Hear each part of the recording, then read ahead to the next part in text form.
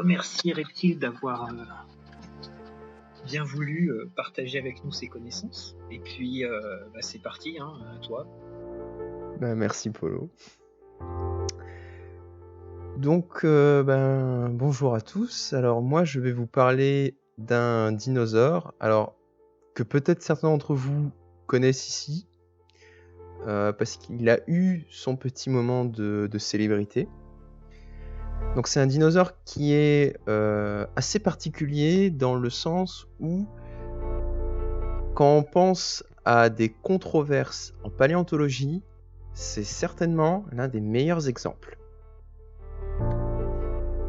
Alors, donc, ce très cher dinosaure, ce tyran-nain, dénommé Nanotyrannus, il a connu vraiment un premier moment de célébrité de notre côté, en France, grâce à un documentaire qui avait un côté fictionnel plutôt sympa. Ça s'appelait Jurassic Fight Club. Il y avait une mise en scène qui était un petit peu faire de la paléontologie, mais littéralement dans un côté les experts ou NCIS. Enfin bref, véritablement comme si il y avait des enquêtes criminelles. Il se trouve que Nanotyrannus avait la chance d'être la star de l'épisode numéro 2 de cette série documentaire. Et il faut dire que sur le papier, l'animal, il avait de quoi être très vendeur. Parce que, imaginez un tyrannosaure nain. Donc littéralement, là c'est l'animal que vous avez en vert sur l'image qui fait face à un T-Rex en marron. Il est plus petit, mais il n'en demeure pas moins que comme les tyrannosaures, il a des mâchoires redoutables, sauf qu'il est plus petit, plus rapide, plus agile. Et ce côté-là, malgré tout, ça n'a pas permis à ce dernier d'échapper au T-Rex, puisque dans l'épisode, une maman tyrannosaure l'attrape dans ses mâchoires et littéralement le pulvérise. Malgré ça, l'animal n'en demeure pas moins une petite coqueluche aux yeux de certains dinomaniaques français, si je peux dire. Mais ça, c'est rien par rapport au fait qu'aux États-Unis, c'était déjà une star depuis la fin des années 80. Et encore assez récemment, il y a un roman français qui est sorti, qui s'appelle Mésodome, et qui rend justice d'une certaine manière à Nanotyrannus, puisque Nanotyrannus est dans ce roman présenté comme un des antagonistes, et certainement même l'antagoniste dinosaurien le plus redoutable. Il est toujours plus petit qu'un tyrannosaure, il fait environ 6 mètres de long. Cependant, il est ici présenté comme une espèce d'hybride. Imaginez donc un tyrannosaure réduit, mais qui va avoir la malice, l'intelligence, et qui va chasser en meute à la manière des raptors de Jurassic Park. Le tyrannosaure ultime du cauchemar en quelque sorte. Et d'ailleurs, dans le roman, Nanotyrannus est présenté comme étant capable de faire une meute de plus de 30 individus qui peut littéralement terrasser un T-Rex. Quand je vous dis qu'il prenait sa revanche. Mais bon, ça c'est une image très vendeuse, certes, mais du côté des paléontologues, qu'en est-il ? C'est ce que je vous propose du coup de découvrir là aujourd'hui. Donc on va un peu retracer l'histoire chaotique de cet animal et surtout voir si, notamment à l'heure actuelle, est-ce qu'on peut enfin statuer de manière assez prudente sur la validité ou pas de cet animal. Pour remonter donc aux origines de cet animal et à sa naissance, on doit d'abord s'intéresser à Monsieur David Dunkel. Donc c'est un jeune paléontologue qui, en 1939, obtient son titre, il vient de remettre sa thèse de doctorat. Il se spécialise en paléoichtyologie, donc à la base c'est un spécialiste de poissons fossiles, et là vous vous dites, quel est le rapport ? Eh bien tout simplement c'est que notre cher David doit trouver un job. Et donc, sa thèse validée, son titre de docteur en poche, il se retrouve employé par le Muséum d'histoire naturelle de Cleveland. Et c'est là-bas qu'il doit participer aux missions de fouille. Et au cours du coup d'une de ces missions, c'est le 16 août 1942, alors qu'ils sont dans la formation de Hell Creek, qu'ils vont, l'équipe du coup qu'ils dirigent va découvrir un crâne de dinosaure carnivore. Donc c'est l'image que vous avez là. Et c'est ce crâne qui est tout à fait particulier puisque en fait dans les couches géologiques où il est trouvé, on ne connaissait à cette époque et on ne connaît toujours qu'une seule autre espèce, Tyrannosaurus rex. Alors ce crâne, ce n'est pas David qui va l'étudier. Il va être remis à Charles Gilmore. Et donc Charles Gilmore, donc, il prépare une publication dans laquelle il passe en revue ce crâne. Cependant, malheureusement, Gilmore va décéder. Et c'est l'année suivante de son décès qu'est publié à titre posthume son étude, en 1946. Alors, l'étude de Gilmore nous apprend les choses suivantes. Donc, notre animal, donc, il a vécu à la fin du Crétacé, donc aux alentours entre 72 et 66 millions d'années. Donc, voilà, on est vraiment dans la fin du Crétacé, dans ce qu'on appelle le Maastrichtien. Et cet animal, il en fait une classification.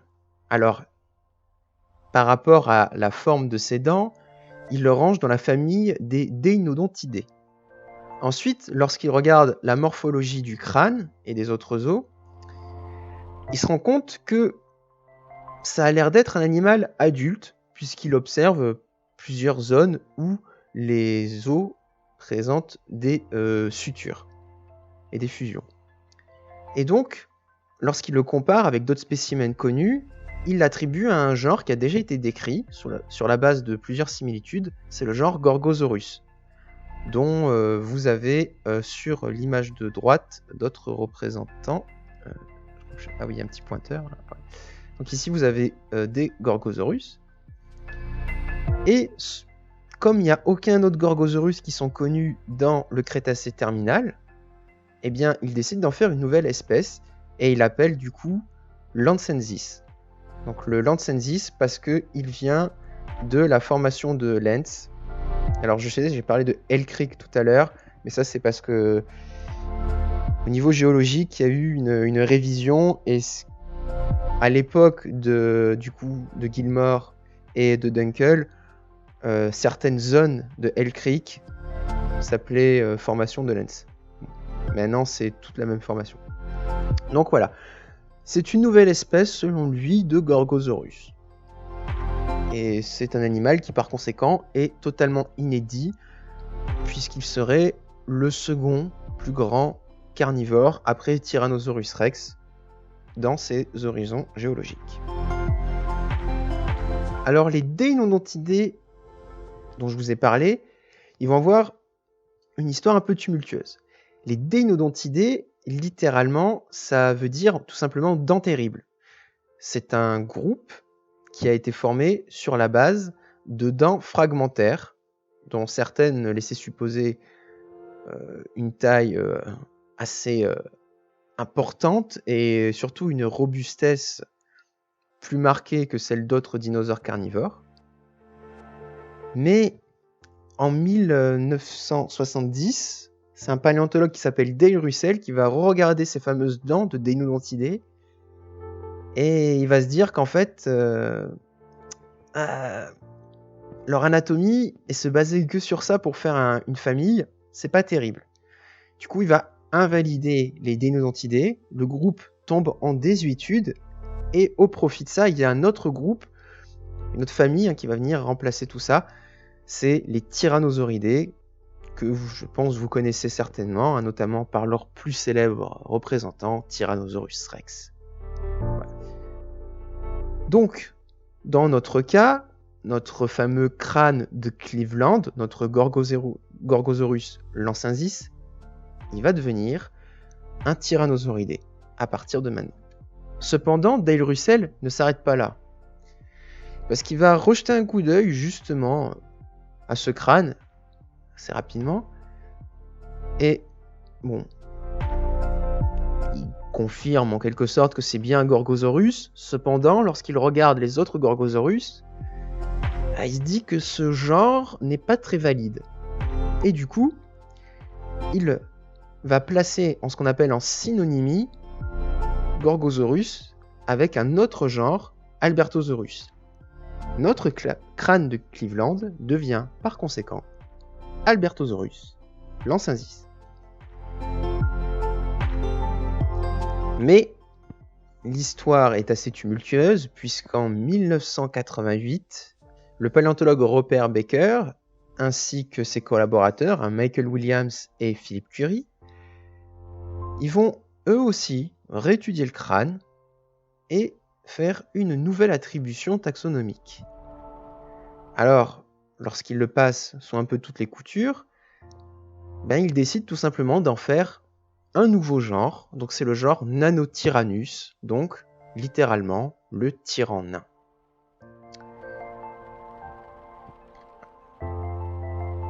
À noter, fait intéressant, notre cher Nanotyrannus, il est tout de même, et ça même Baker l'observe, le seul tyrannosauridé à partager un caractère en commun vraiment particulier avec le T-Rex. En fait, c'est que l'arrière de son crâne ici, et vous le verrez après sur d'autres illustrations, il est vraiment particulièrement large. Il y a un élargissement à ce niveau-là qui est beaucoup plus marqué et beaucoup plus important et qui permet notamment à ces animaux d'avoir un champ de vision binoculaire plus élevé que certains autres dinosaures carnivores et même que d'autres de leurs cousins tyrannosauridés. Et d'ailleurs, en 1999, le paléontologue Thomas Carr, que vous voyez ici avec notre crâne de Cleveland, il va lui aussi le réétudier. Alors il ne va pas en faire une redescription, contrairement à Baker. Non, il va s'intéresser justement plutôt à essayer de mieux définir et d'un petit peu préciser l'observation de certains caractères. Alors donc là, vous avez sur l'image, donc ici un crâne d'un T-Rex, et donc là vous avez le crâne de Cleveland. Et ce que je vous disais, donc là, voilà, ça se voit sur la vue dorsale, hein. On retrouve du coup là l'élargissement ici, et qui est donc beaucoup plus marqué chez T-Rex, mais qui l'est tout de même pas mal chez le crâne de Cleveland. Du coup, notre Nanotyrannus entre guillemets. Sur ici, donc en vue antérieure, hein, on a pareil, hein, avec le T-Rex, on remarque aussi donc l'élargissement pour le placement des yeux pour la vision binoculaire. C'est pas autant en face que nous certes, mais pour un dinosaure carnivore, c'est ce qui se fait de plus prononcé, on va dire. Alors Thomas Carr, en fait, ce qu'il propose dans son article, il se contente pas juste de réétudier donc là notre Nanotyrannus et de faire une comparaison avec T-Rex. Non. Le but principal de son article, en fait, c'était d'essayer d'établir une série de croissances pour comprendre comment évoluait la morphologie des os dans le crâne des tyrannosaures. Pour ça, il avait choisi l'espèce Albertosaurus libratus, donc c'est un cousin du T-Rex, parce qu'il y avait plus de spécimens, et du coup il avait pu bien documenter les changements. Et ensuite il s'en était servi comme base pour faire des comparaisons avec le cas T-Rex Nanotyrannus. La finalité de tout ça, c'est qu'il se rend compte que les caractères attribués par Baker et qui justifiaient la validité de Nanotyrannus, ce qu'on appelle la diagnose, entre guillemets, l'ensemble des caractéristiques discriminantes pour ce dernier, il l'invalide complètement parce qu'il dit que tous ces caractères, en fait, ils se retrouvent au sein de 13 caractères que partage notre Nanotyrannus avec T-Rex. Et qu'en plus de ça, lorsqu'il compare avec Albertosaurus, il se rend compte que les différences entre T-Rex et Nanotyrannus sont attribuables à tout simplement une évolution au cours de la croissance. Donc pour lui, notre Nanotyrannus n'est ni plus ni moins qu'un T-Rex juvénile.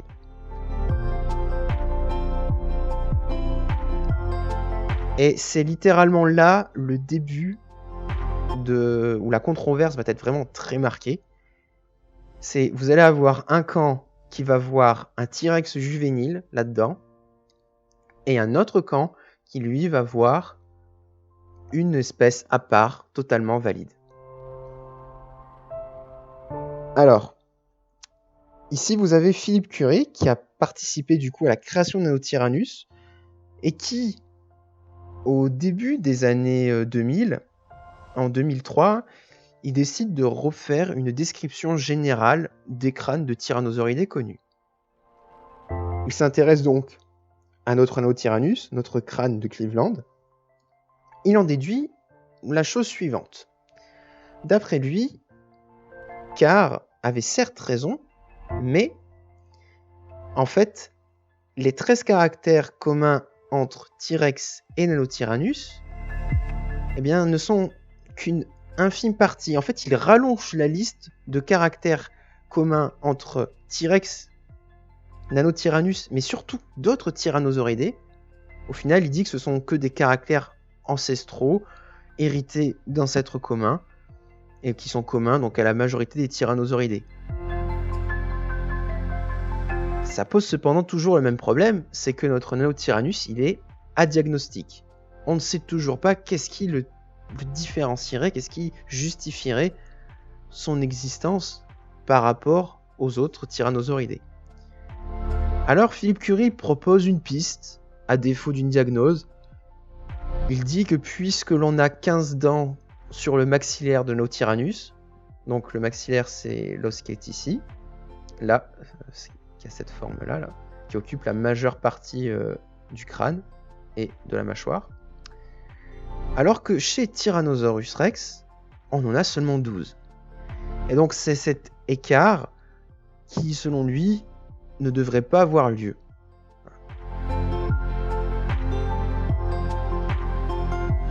Alors, quasiment dans le même moment, Thomas Carr, il rattaque et il propose la première série de croissance pour Tyrannosaurus Rex. Et il y inclut, comme vous pouvez le voir, je l'entoure en rouge, le crâne de Cleveland. Et donc sa conclusion est la suivante. C'est ce qu'il avait déjà formulé quelques années auparavant. Nanotyrannus n'est qu'un juvénile de T-Rex. Puisque regardez, je peux le faire rentrer dans ma série de croissance. Bon.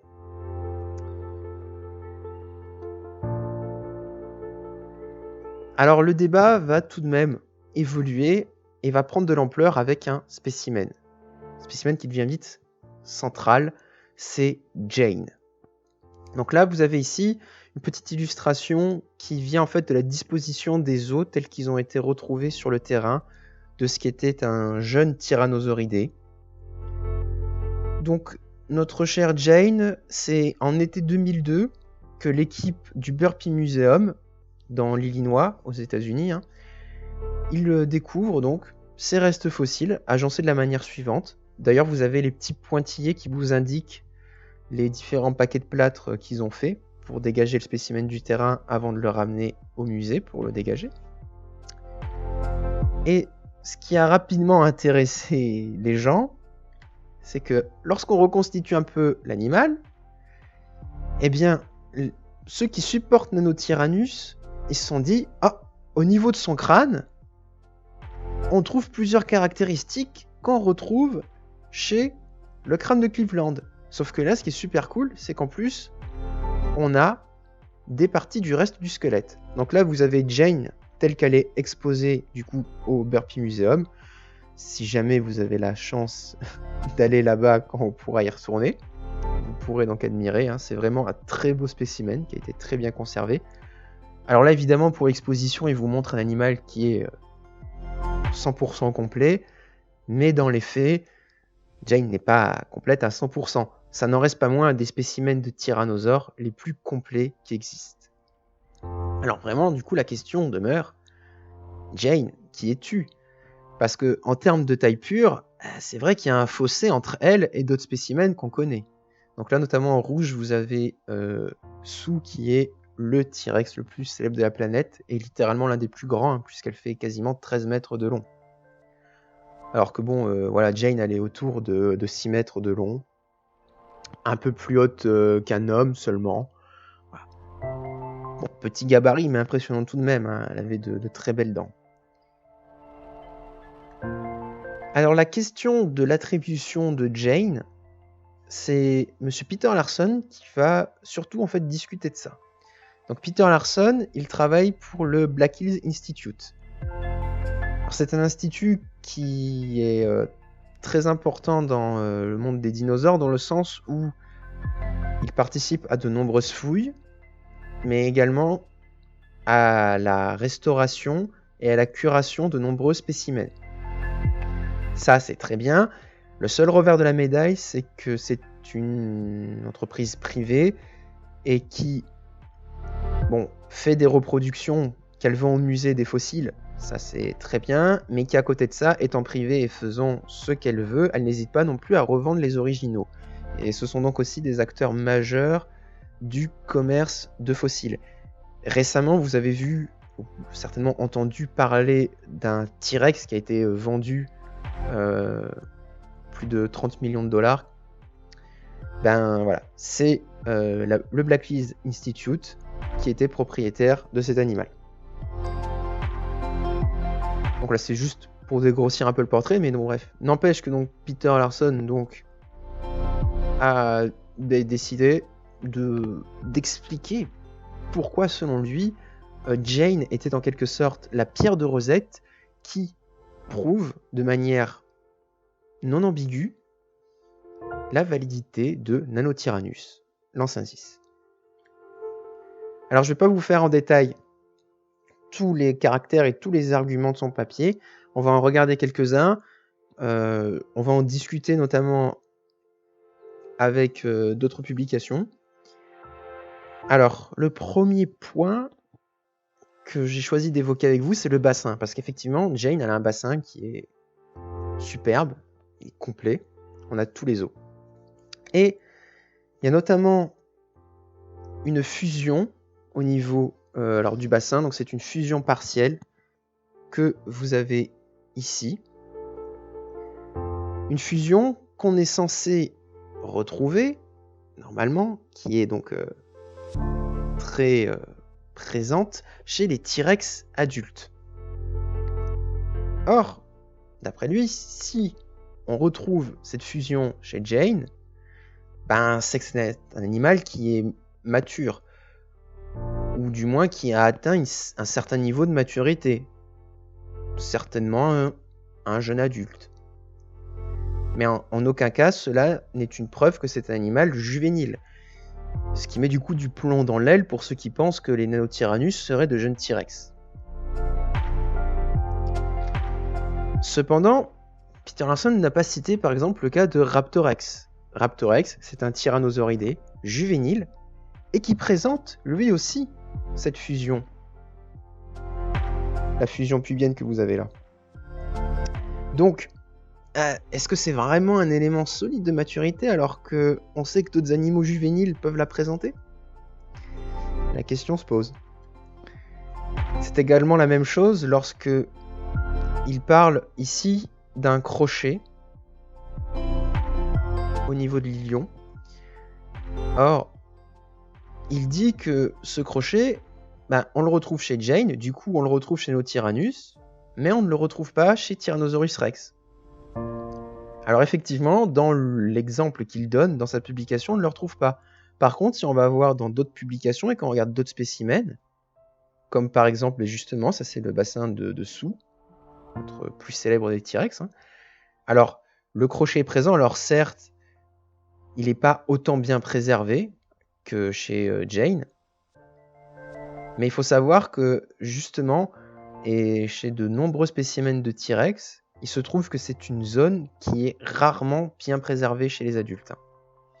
Donc là d'ailleurs, ce qui est très intéressant, c'est que si vous regardez l'autre côté de l'ilion, que j'ai pas mis, en fait, il n'est pas autant bien préservé. Effectivement, le crochet est absent.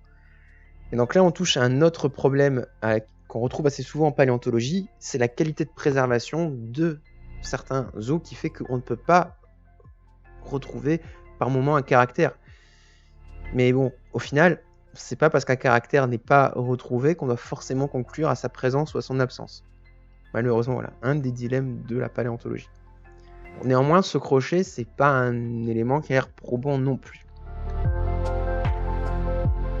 Alors, Peter Larson parle aussi beaucoup de pneumatophores. Alors, les pneumatophores, ce sont des cavités qui vont permettre aux os de s'alléger. Donc là, j'ai sélectionné 2 os pour 2 raisons différentes. Alors, tout d'abord, ici, ce qu'on appelle donc le squamosal, qui est un os du crâne, qui se trouve à l'arrière du crâne de nos animaux. Parce que Peter Larson dit, donc là, vous avez le pneumatophore chez T-Rex, par contre, il n'y en a pas chez Jane. Sauf que, en fait, il y est, mais il est seulement beaucoup moins marqué, beaucoup moins prononcé. Et autre chose, au niveau de l'ectoptérygoïde, qui est un os qui se trouve plutôt, donc on verrait beaucoup mieux si on regardait le crâne du T-Rex vu du bas, en vue ventrale. Alors là, ce qu'il dit au niveau de cet os, c'est que tout simplement, donc Jane a beau avoir un pneumatophore comme T-Rex, en fait, ça n'a pas la même forme. Du coup, si ça n'a pas la même forme, c'est que ce sont des espèces différentes. Et notamment, il se base sur des os d'autruche, pour montrer que les pneumatophores, ils ne changent pas de taille et de forme au cours de la croissance.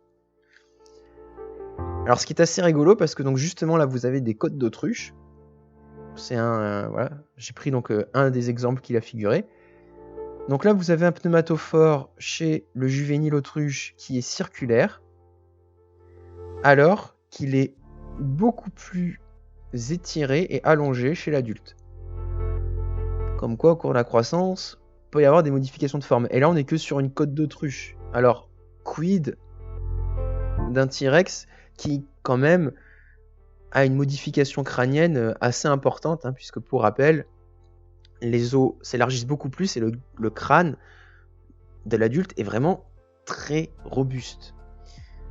Donc, au final, et ça, c'est ce que d'autres recherches avaient déjà conclu, notamment Philippe Curie, c'est que la quasi-intégralité des caractères listés par Peter Larson sont soumis soit à de la variabilité ontogénétique, c'est-à-dire qu'ils vont changer au cours de la croissance, soit de la variabilité intraspécifique. Donc là, d'un individu à l'autre, on est susceptible d'avoir le même caractère qui va varier. Au final, s'ajoute à ça le fait que, toujours grâce à l'étude présentée par Philippe Curie, dont je vous ai parlé tout à l'heure, beaucoup de ces caractères, ils sont hérités d'ancêtres communs, mais c'est quelque chose qu'on retrouve chez d'autres tyrannosauridés. Donc encore une fois, c'est vraiment rien d'exclusif à Jane, et encore moins du coup à Nenotyrannus. Et au final, et c'est surtout ça, c'est qu'il termine quand même sa publication en disant que Nenotyrannus est bien un genre valide, que Jane le prouve, mais n'en propose pas de diagnose.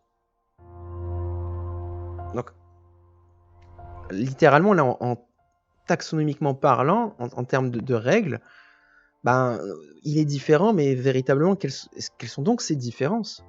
En fait, on ne le sait pas, et on ne le sait d'ailleurs toujours pas. Alors on entre maintenant dans une partie que je vais appeler Sauver Nanotyrannus, dans le sens où c'est des publications qui sont un peu dans le même esprit que là celle de Peter Larson. C'est la recherche de caractères discriminatoires, mais à aucun moment on ne propose de diagnose. Donc voilà, c'est toujours le même problème, c'est que sans diagnose au final, on ne sait pas en quoi ça serait différent. Bon, néanmoins, c'est intéressant de voir ce qui a été dit. Donc notamment, on retrouve un argument qui faisait partie notamment de Peter Larson, mais que je n'ai pas parlé parce que j'en parlais maintenant, c'est celui du nombre de dents. Donc là, vous avez en 2010, messieurs Whitmer et Righelli, qui ont fait un scan du crâne de Cleveland, et grâce à ça, ils ont permis de révéler le nombre de dents de la mâchoire inférieure. Chose qu'on ne savait absolument pas avant. Et ce qu'ils ont révélé, c'est le fait qu'il y avait 16 dents. Et ça a l'air d'être beaucoup plus qu'un T-Rex qui arrive avec 13 voire 14 dents. Bon, d'après eux. Donc ce serait un caractère discriminatoire non négligeable. Sauf que, en regardant d'autres spécimens de T-Rex, comme par exemple le dénommé Samson, on se rend compte qu'un T-Rex adulte, parce que donc Samson est un animal bien mature, hein, on arrive quand même... Ah, pardon pour la coupure. On arrive quand même à quasiment 15 dents. Enfin, du moins pour un côté, parce qu'en fait, il y a une asymétrie du nombre de dents. Et par conséquent, perdre une dent au cours de la croissance, sachant que le crâne subit d'importantes modifications, et que notamment les dents viendraient à changer de forme, pourquoi pas? Pourquoi il a bloqué? Ah, super. Pardon. Ouais. Alors de manière générale, sur cette question du nombre de dents, donc il y a Brown et ses collaborateurs en 2015, ils ont justement voulu s'intéresser à cette question. Donc ils ont pris des dinosaures, donc ils ont pris des herbivores, donc ils ont pris en orange ici un bec de canard, en vert ici Protoceratops, c'est un cousin du Triceratops, mais modèle réduit et sans les cornes, et il est asiatique et pas américain. Ils ont pris des dinosaures carnivores, donc ils ont pris Celophysis, un des premiers dinosaures carnivores connus qui vivait au Trias. En rouge ici, ils ont pris Allosaurus, donc l'allosaure que certainement vous devez connaître, qui est assez célèbre. Et enfin, ils ont pris donc 2 tyrannosauridés, donc Gorgosaurus, dont on a parlé tout à l'heure, et le T-Rex. Alors, ils ont pris aussi des animaux actuels pour avoir de quoi comparer. Donc, vous avez un crocodile marin, un alligator d'Amérique, des varans, des cinques, des geckos, un anole, un agame et des iguanes. Et donc ils ont regardé le nombre de dents, comment il évolue au cours de la croissance. Bon. Alors chez les lézards, on a une tendance générale à une augmentation du nombre de dents au cours de la croissance. Chez les crocodiles, c'est stable, hein, ça bouge quasiment pas. Chez les dinosaures herbivores, ici nos ornithischiens, en l'occurrence, ça a l'air d'augmenter. Et enfin, par contre, chez les dinosaures carnivores, chez nos théropodes,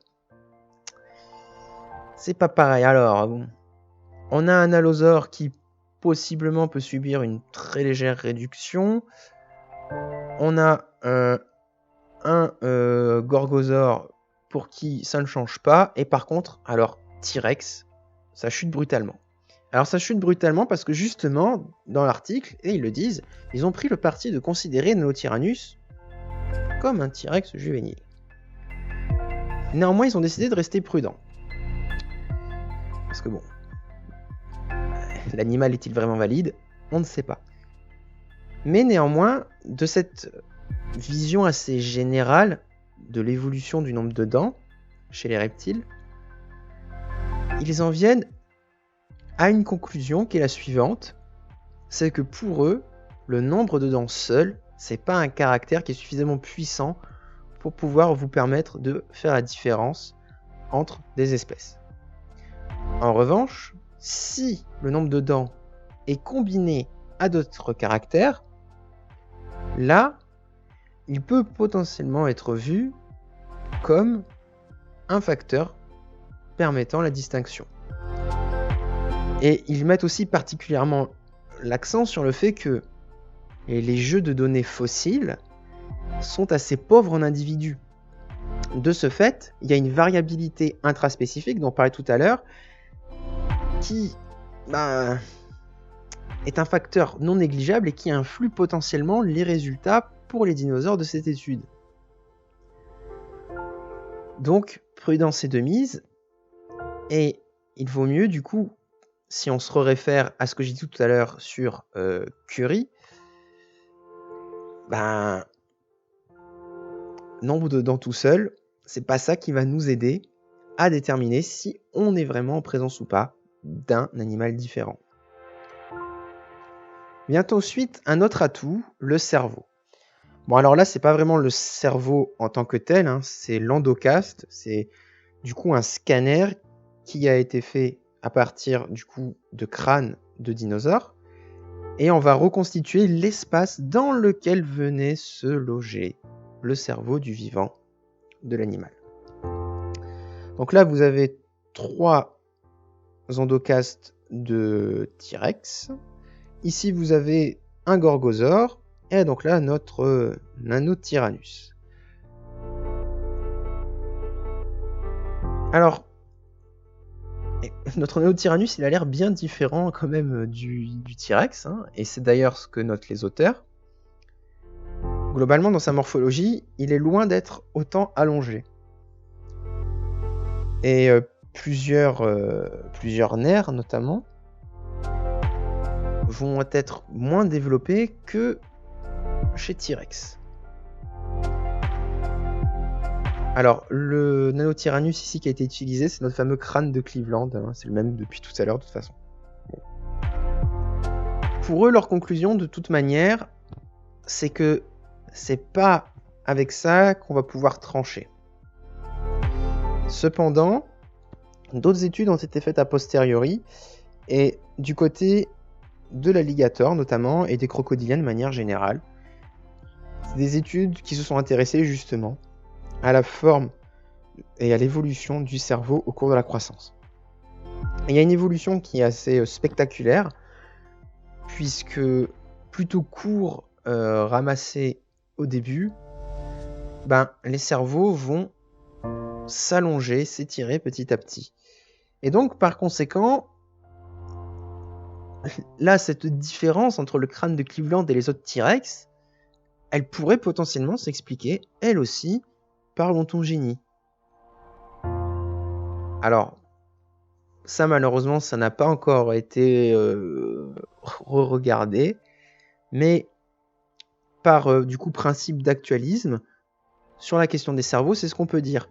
Sans compter que, en 2013, Lawrence Whitmer, d'ailleurs, avait été un des auteurs d'une étude qui s'était intéressée à calculer le coefficient d'encéphalisation chez des dinosaures, et il y avait donc notamment le crâne de Cleveland, et ils avaient conclu que le coefficient d'encéphalisation donc de Nanotyrannus, eh bien, il ne correspondait jamais à celui d'un adulte, mais toujours à celui d'un juvénile.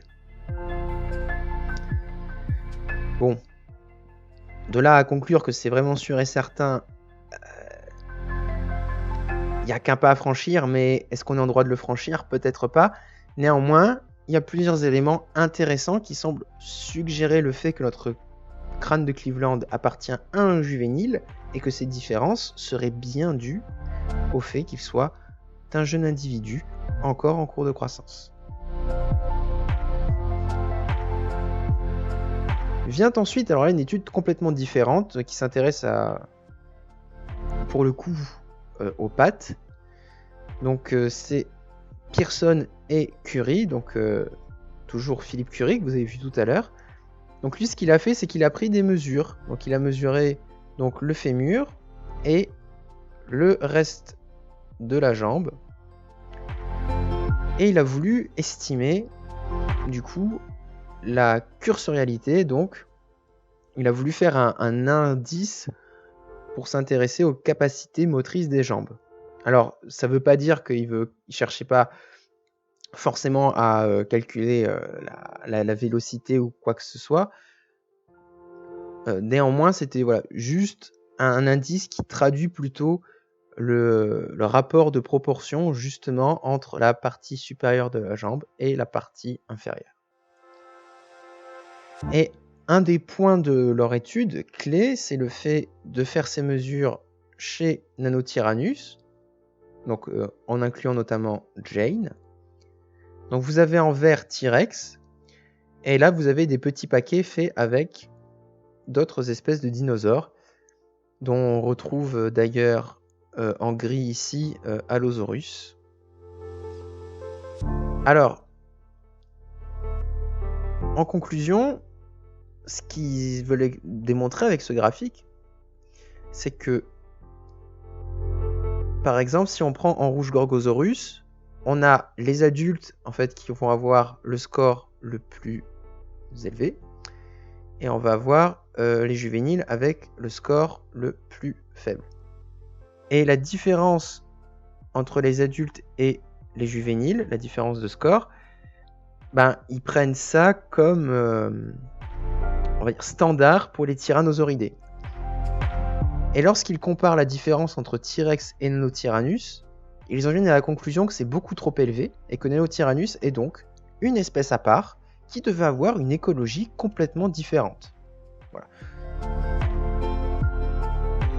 Alors, le seul truc, c'est que, encore une fois, je pense que là, s'il y a des statisticiens qui écoutent ou qui regardent, vous devez rigoler par rapport à la petitesse des échantillons, certes. Bon, après, on est avec des fossiles, on fait ce qu'on peut. Mais surtout, c'est que T-Rex, ici, c'est la seule espèce qui n'a pas en fait de juvénile, du coup. Et par conséquent, sans un proxy du côté T-Rex juvénile, pour comparer avec les Nanotyrannus, c'est quand même un peu risqué de venir de dire que parce que l'écart est plus grand, donc c'est différent. Sans compter que T-Rex, il y avait peut-être une variabilité au cours de la croissance qui était plus élevée que les autres tyrannosauridés. Et ça, c'est quelque chose qu'on peut supposer, notamment depuis les travaux de Gregory Erickson en 2004. Donc ici, Gregory Erickson, il a tenté de reconstituer des courbes de croissance en fait, chez les tyrannosauridés. Et ce qu'on observe notamment, c'est que comme vous pouvez le voir, le T-Rex, il a une croissance qui est explosive. Voilà, et démesurée, c'est par rapport à la masse, mais vraiment, littéralement, en termes de la masse étant de toute façon corrélée avec le reste de l'anatomie, il devait avoir un paquet de changements quand même qui se passent au cours de la croissance, parce que lorsqu'on passe d'individus qui sont à peu près, qui devaient être équivalents à ce qu'on retrouve chez d'autres espèces, à d'un seul coup des individus qui deviennent hors normes par rapport aux autres, alors oui, on peut supposer que peut-être on avait du coup cet écart potentiellement plus grand uniquement pour T-Rex, parce qu'encore une fois, il était peut-être dans une tendance extrême. Mais là encore, c'est une hypothèse qui, faudrait tester.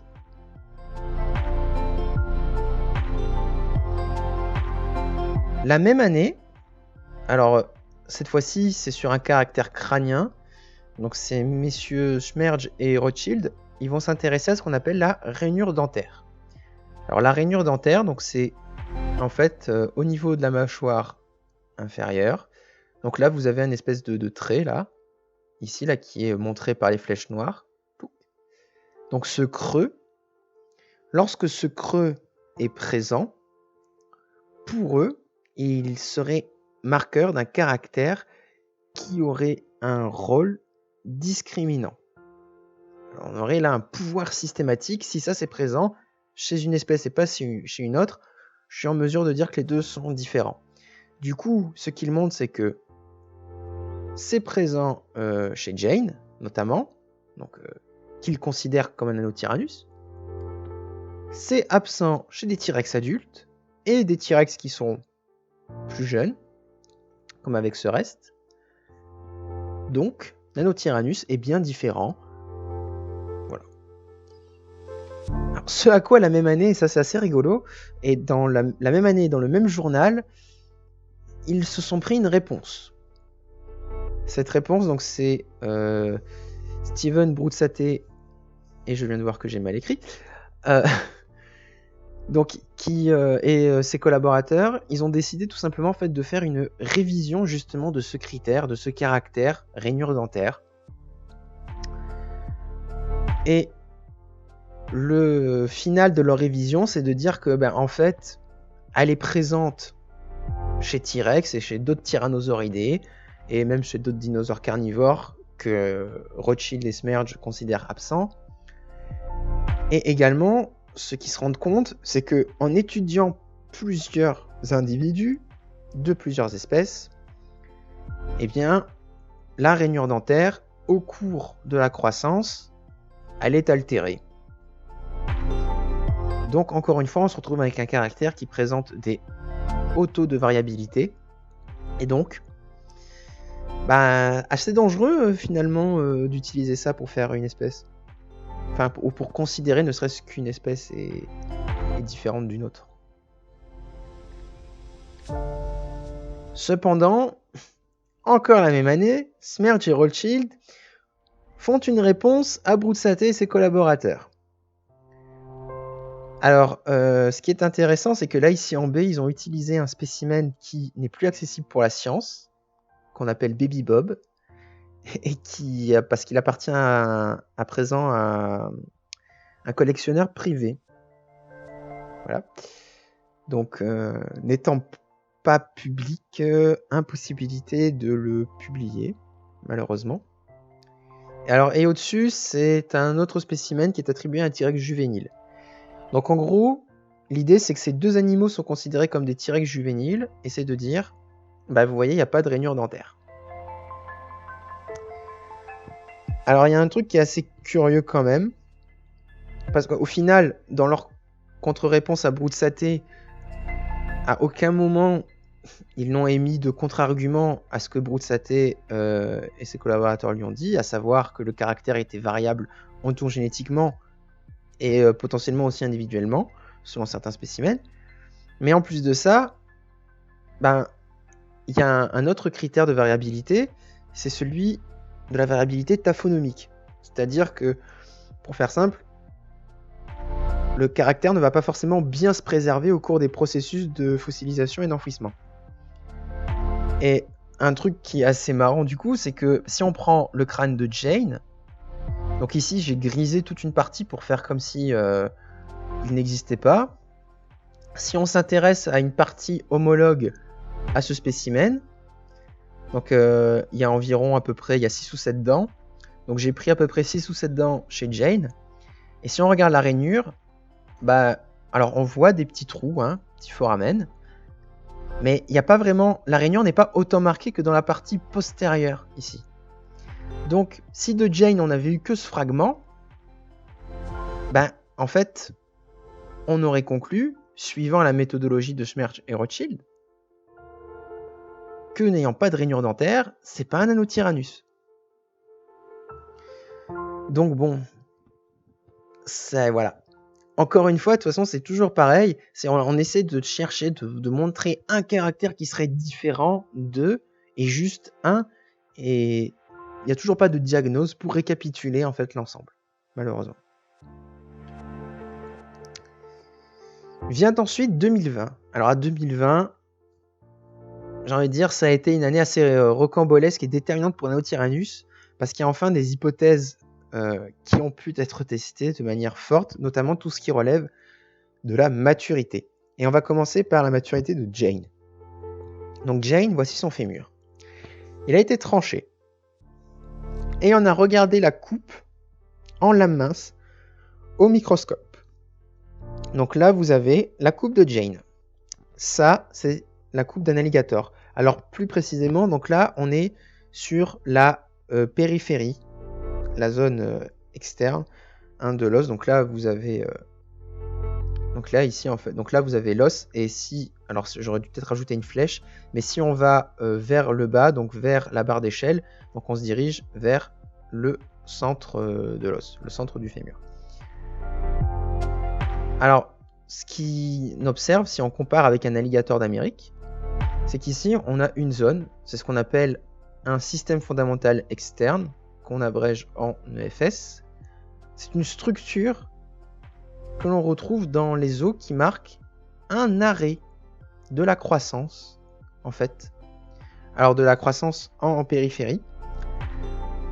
Du coup, c'est un marqueur de maturité squelettique, puisque quand il est présent, ça veut dire que vous avez une croissance qui est déterminée. Alors, on dit souvent, oui, que les reptiles ils grandissent tout au long de leur vie, mais ça, en fait, c'est une idée reçue, qui a d'ailleurs été débunkée, si je puis dire, quand des chercheurs se sont intéressés, du coup, à l'alligator d'Amérique, justement, et ont découvert la présence de FS. Donc, c'est là, maturité squelettique, marqueur d'arrêt de croissance. Jane, elle n'en présente aucun.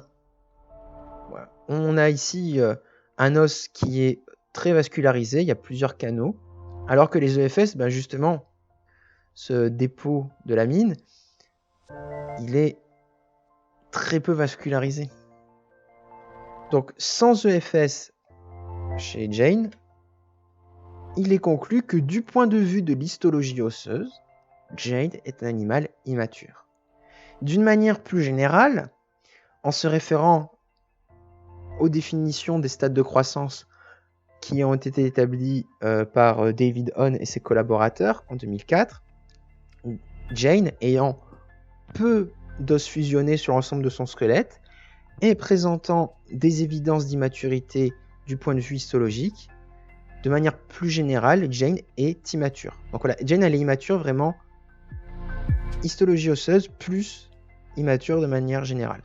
Bon, c'est une petite nuance, mais qu'on vient d'apporter. On est vraiment en présence d'un animal qui était visiblement en pleine croissance. Donc Jane, elle est estimée être morte à au moins 13 ans. Ouais. Tyrannosaure adolescent. Et en fait, et ça a été très intéressant parce que du coup, l'équipe d'Hollywood Ward a conclu que si elle était immature et qu'elle avait une morphologie différente des adultes, ça voulait donc certainement dire que, écologiquement, elle n'occupait pas la même place que ces derniers. Du coup, au cours de la croissance, chez T-Rex, son équipe propose qu'on a un partitionnement des niches écologiques. Et ça, c'est quelque chose que l'on retrouve aussi chez de nombreuses espèces actuelles, notamment de nombreux crocodiles, où les jeunes n'ont pas la même morphologie que les adultes, ni la même alimentation. Et ce qui est intéressant, c'est que cette année, il y a eu 3 études publiées de 3 équipes de chercheurs différents et qui, néanmoins, soutiennent cette hypothèse de partition écologique au sein de Tyrannosaurus rex. Donc vous avez Peterson et Dawes qui, sur la base d'études de vertèbres d'herbivores qui présentaient des traces de morsures, ils se sont rendus compte que ça ne collait pas avec des traces de morsures qu'aurait infligé un T-Rex adulte. En revanche, ils ont fait des tests avec justement des bouts de mâchoire de Jane et ils se sont rendus compte que ça collait plutôt bien. Vous avez ensuite Rowie et Snively qui, eux, ils ont voulu étudier donc la résistance de la mâchoire. Donc là, encore une fois, Jane a été inclus dans les spécimens étudiés. Et ce qu'ils se sont rendus compte, c'est que les T-Rex, enfin les spécimens attribués à des T-Rex juvéniles, ils présentent des résistances moindres, puisque donc ça c'est une analyse en éléments finis. Donc là, l'adulte, il est capable de mieux résister à des zones de stress intenses. Donc, il est plus robuste, plus puissant. Donc, certainement, c'est ce qu'il conclut, du coup, des stratégies alimentaires différentes. Et enfin, donc, l'équipe de Schroeder, qui, eux, donc, ce qu'ils ont fait, c'est que c'était plutôt une étude avec une dimension écologique. Donc, ils ont transformé donc, en log la masse de plusieurs carnivores, donc des carnivores ici actuels, et des dinosaures carnivores. Donc là, ici, on a les représentants d'un écosystème. Donc là, c'est des représentants typiques de savanes africaines. Ici, comparé donc, à la Dinosaur Park Formation. Donc il n'y a pas de T-Rex, mais bon, l'idée avec un gisement il y aurait T-Rex, c'est la même. En fait, chez actuellement les mammifères, on a un continuum. Voilà. Alors qu'il y a ici une place vacante énorme, il y a un gros creux entre les dinosaures carnivores de petite taille et ensuite les tyrannosauriens. Et ce que propose justement du coup l'équipe de Schroeder, c'est que les jeunes T-Rex, au fur et à mesure de leur croissance, ils viennent combler ces différentes places. Voilà. Et vient enfin la dernière étude de 2020. Donc, c'est Thomas Carr qui va étudier 44 spécimens de T-Rex. Il va étudier leur crâne principalement, l'anatomie crânienne.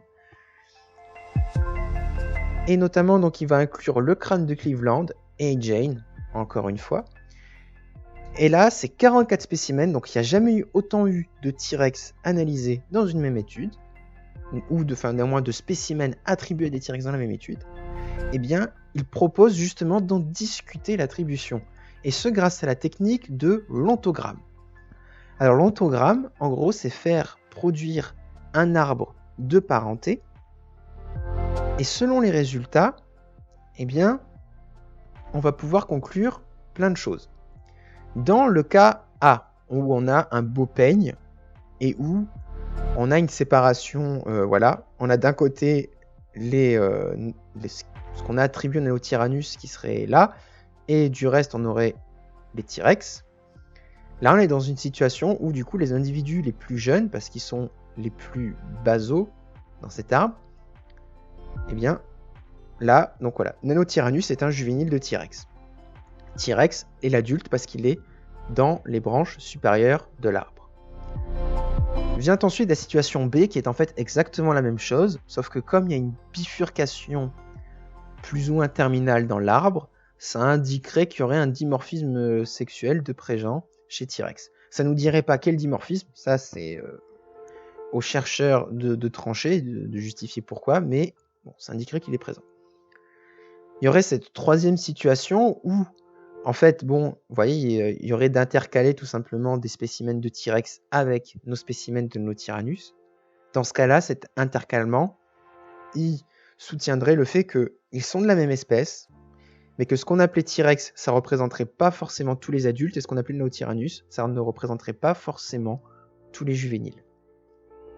Enfin, vient la dernière situation possible, à laquelle on pourrait être confronté.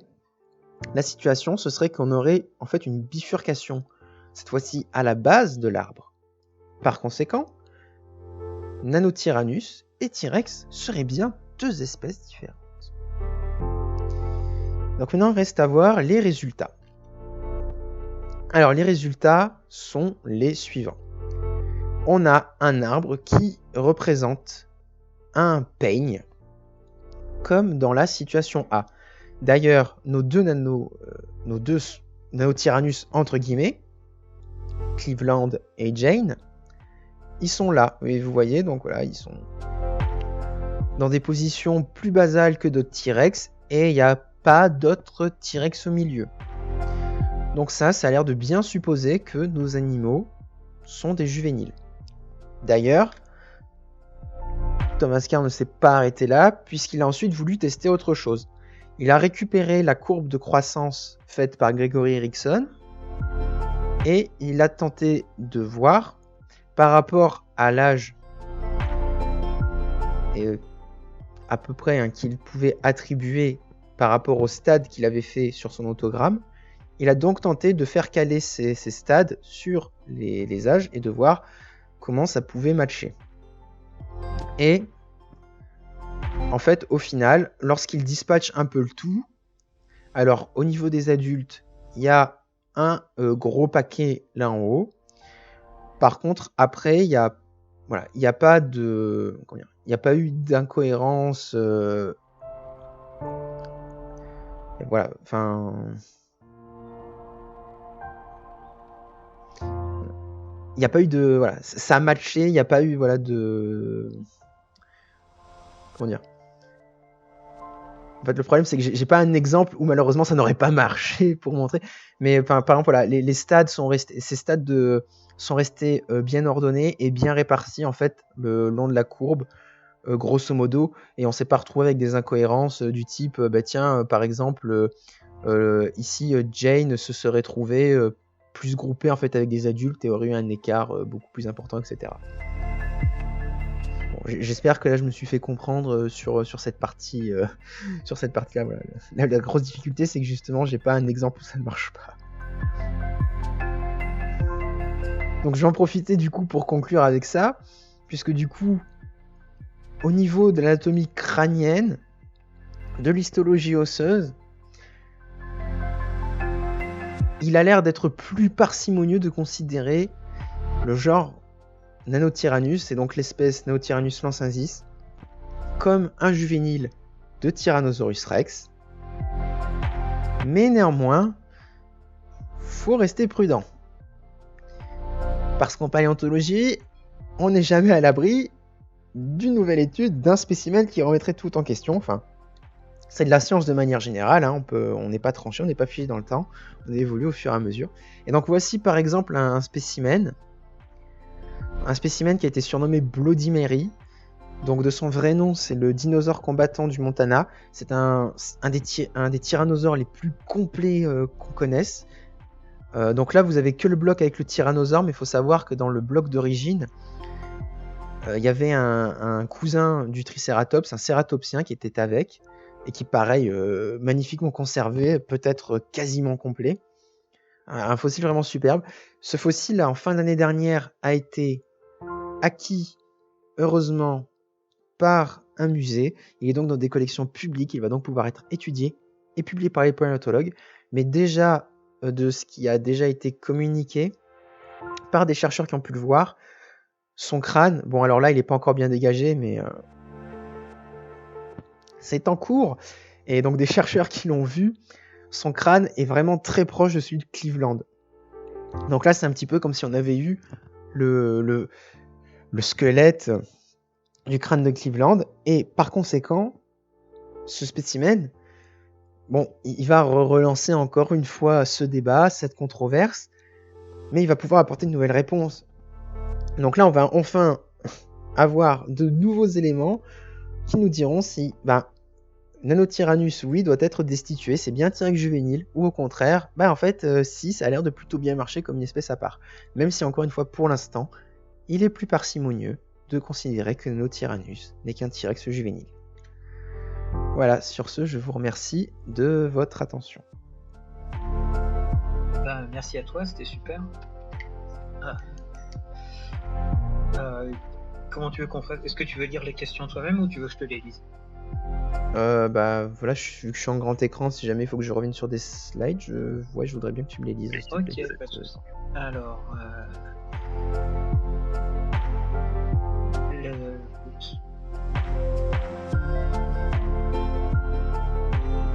désolé, voilà. Du coup, oui, j'avais commencé par une question sur, tout au début, tu avais parlé de classification, qui avait commencé par une classification sur la base des dents, justement, avec un nom, je me souviens plus lequel, qui était basé sur les dents.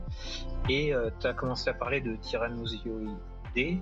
Après, est-ce que tu pourrais nous parler un petit peu de tous ces caractères ? Je veux dire, t'es pas mal revenu dessus dans la présentation, mais juste pour avoir une petite idée générale du type de caractère que tu utilises pour justement définir une espèce de fossile. Alors en fait, il n'y a pas, il y a pas vraiment de comment dire, il n'y a pas une règle absolue, mais on va dire que moi je peux rester là. Si en fait, par exemple, on va dire que voilà, ce fossile que j'ai là devant, c'est une espèce à part, je vais être en mesure, quand je vais du coup faire une diagnose, donc là j'en fais une bidon, mais par exemple je vais dire que donc là son ilion qui est ici, donc il a une forme et il a une forme et un foramen là sur un trou sur sa partie antérieure que je ne retrouve chez aucun autre tyrannosauridé. Après je peux dire par exemple aussi que il a des dents là qui sont plutôt minces avec tant de denticules par centimètre carré, ce qui le rapproche de Tyrannosaurus rex mais le différencie des autres tyrannosauridés comme Daspletosaurus, Albertosaurus, etc.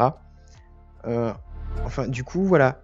Faut que je sois en mesure, en fait, pour définir mon espèce, d'établir une liste avec caractères vraiment exclusifs à mon espèce, mais également des caractères qui, même si certains sont communs avec d'autres espèces, sont en revanche différentes de par la combinaison que je retrouve chez d'autres espèces. Par exemple, si je lui retrouve, on va dire, la forme, par exemple, là, je vais prendre ces vertèbres cervicales. Si ces vertèbres cervicales sont dans la même forme qu'Albertosaurus, mais en revanche, lorsque je regarde du côté de ses mains, j'ai une morphologie qui est complètement unique, du coup, pour les os qui composent ses doigts. Bah là, par exemple, j'ai une combinaison, c'est-à-dire que j'ai les mêmes vertèbres cervicales qu'Albertosaure, mais en revanche, j'ai des doigts qui sont pas les mêmes, qui sont différents. Donc là, voilà. C'est un jeu, il faut à la fois trouver ce qui est vraiment inédit et à la fois trouver une combinaison qui est inédite. C'est pas que du 100% de caractères uniques, hein. On a aussi le droit, voilà, Enfin, on a aussi le droit. Disons que, voilà, on combine aussi des caractères. Le but, c'est qu'au final, justement, comme j'ai dit, que ça soit en combinaison de caractères ou en caractères vraiment exclusifs, on a explicité en quoi c'est différent de ce qui est connu. C'est vraiment ça le principal. Si on n'arrive pas à montrer pourquoi c'est différent de ce qui existe, déjà, ben en fait, il n'y a aucune raison que ça existe. Ok, d'accord. Merci beaucoup. C'est plus clair. Et ensuite, la question suivante, est-ce que tu pourrais revenir sur tu as parlé de série de croissance à plusieurs reprises. Comment est-ce que tu le définis? Enfin, comment est-ce que tu sais? J'ai cru comprendre que c'était genre plein de spécimens qu'on pouvait mettre l'un derrière l'autre de plus en plus grands, ou un chose comme ça.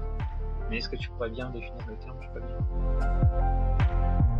Bah alors en fait, malheureusement avec les fossiles, contrairement aux espèces actuelles, on peut pas faire de belles séries de croissance, dans le sens où avec une espèce actuelle, on serait capable à chaque âge d'avoir le spécimen de l'âge voulu, et donc du coup on peut dresser la liste de ses caractères, et ensuite on prend donc un âge supérieur, on redresse la liste de ses caractères, etc., etc. Voilà, justement, donc le problème des fossiles, c'est qu'on essaye de faire ça comme on peut. Donc comme on peut, c'est-à-dire qu'effectivement, là par exemple, pour les crânes, ben, y avait alors la première fois que ça a été fait, il y a eu un facteur de taille. Alors là, ce qui est intéressant, c'est que en fait, Thomas Carr, il n'a pas fait ça.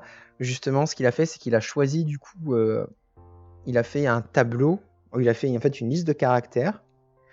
Et pour chaque caractère, il va définir, donc, renseigner sur l'état du caractère sur le spécimen en question. Après, une fois qu'il a fait ça, il va, du coup, faire une transformation. Donc, il va discrétiser ça, donc il transforme ça en rang, comme si c'était des variables. Et grâce à un joyeux petit algorithme, ça va ordonner les spécimens en fonction de l'état. Ça va les ordonner depuis l'état le plus basal. Donc il faut savoir qu'en l'occurrence, du coup, c'est lui qui va définir quel est à chaque fois l'état le plus basal pour les caractères, pour pouvoir justement orienter et faire comprendre vers quoi ça doit aller au logiciel. Et du coup, donc voilà l'algorithme. Donc ensuite, par rapport à son codage, donc il classe et il oriente. Bon, d'ailleurs, ce qu'on peut voir, c'est que pour certains spécimens, là par exemple ici, j'ai dit que c'était un peigne parfait. Bon, en soi, il y a quand même certains spécimens qui par moments sont groupés. Là par exemple, ici, il y a 3 spécimens qui sont ensemble. Ils se sont pas rangés. Et c'est intéressant parce que bon, peut-être qu'ils sont relativement proches. Mais donc du coup, voilà, c'est comme ça, c'est grâce à l'état des caractères tel qu'il a été codé qu'ensuite, du coup, c'est orienté de l'état le plus basal vers l'état le plus dérivé. Donc au final, là où il y a eu le plus de changements au cours du temps. Et donc après, par rapport à la disposition, bon ben, on ordonne. Il y a certains T-Rex ici, il y a la chance qu'on a, c'est que on a pu estimer leur âge, en fait. Et ça, c'était grâce notamment aux os comme le fémur, qu'on peut du coup, on les tranche, et on peut regarder à l'intérieur. On peut tenter d'estimer du coup la croissance grâce à l'anatomie de l'os, enfin la micro-anatomie pour le coup. Donc on retrouve, il y a un peu ce côté, il y a des structures qui vont rappeler les cernes d'un arbre entre guillemets. Enfin, c'est la version ultra vulgarisée. Et donc en gros voilà, le nombre de cernes qu'on retrouverait, ça indiquerait l'âge. Là par exemple, le spécimen qui est là-haut, il est estimé à 28 ans.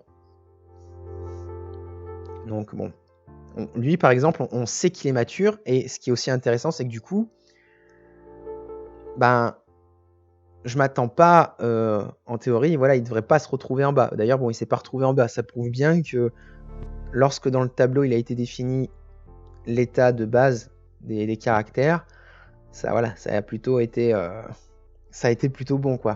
C'est justement s'il y avait une anomalie, on l'aurait pas retrouvé comme ça.